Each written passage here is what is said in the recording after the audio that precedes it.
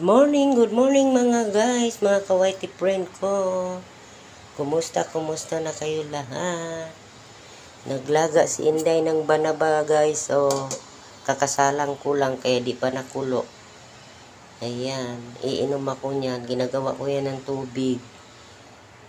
Yan silbi kong tubig guys, banaba kasi para hindi ako sumpungin ng aking UTI. Ayan. Gawin natin ng tea. Yan. Maganda yan guys kasi organic talaga siya. Banaba, dahon ng banaba. Yan ang magandang inumin daw sa UTI. Yan. Kaya iinom si Inday mamaya ng banaba, dahon sa banaba. Yan.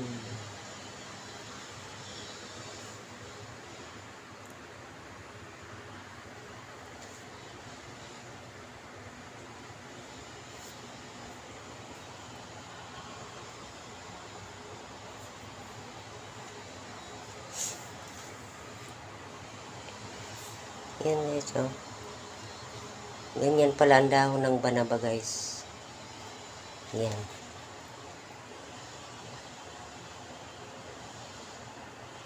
Thank you for watching guys. Salamat sa inyong lahat. God bless us all. Ayan na guys. Kumukulo na siya guys. Ayan. Patayin ko na yung kalan guys kasi kumunti na yung tubig ko. Ayan. Iinumin ko yan mamaya guys. Tingnan mo. Ayan. Parang pula-pula yung ano niya guys. Tubig. Medyo maano yan guys. Medyo mapakla. Ayan. Medyo siya mapakla-pakla ng konti. Ayan. Maraming banaba dito guys. Kaya organic. Kaya yan ang inumin ko sa laging gamot.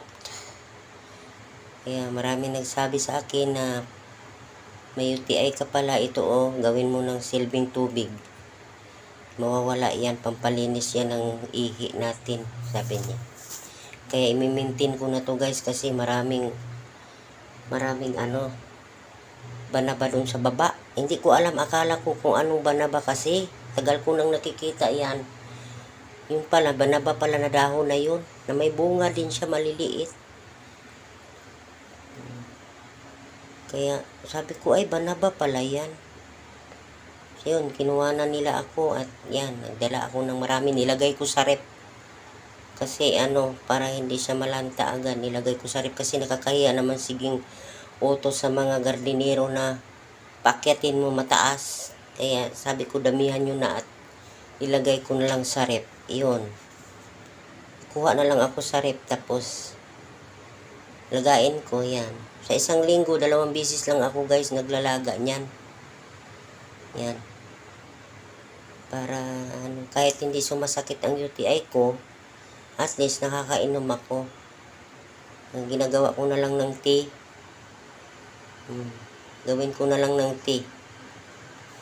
Yan. Maya-maya guys, iinumin ko yan. Maglalagay ako sa baso maya-maya kasi mainit pa, mapaso naman ang ating bunganga niyan pag ininom natin kasi kumukulo-kulo. Yan. Ayan na guys, tingnan mo. Ang ganda ng kulay. Diba? Para lang siyang wine. Yan. Ang ganda ng kulay ng banaba. Yan.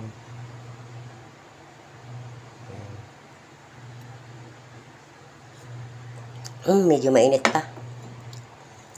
Para siyang mapakla ng konti, guys. Hindi naman siya mapait, mapakla lang. Kasi yung kinuha kasi nilang dahon, medyo magulang-gulang na konti.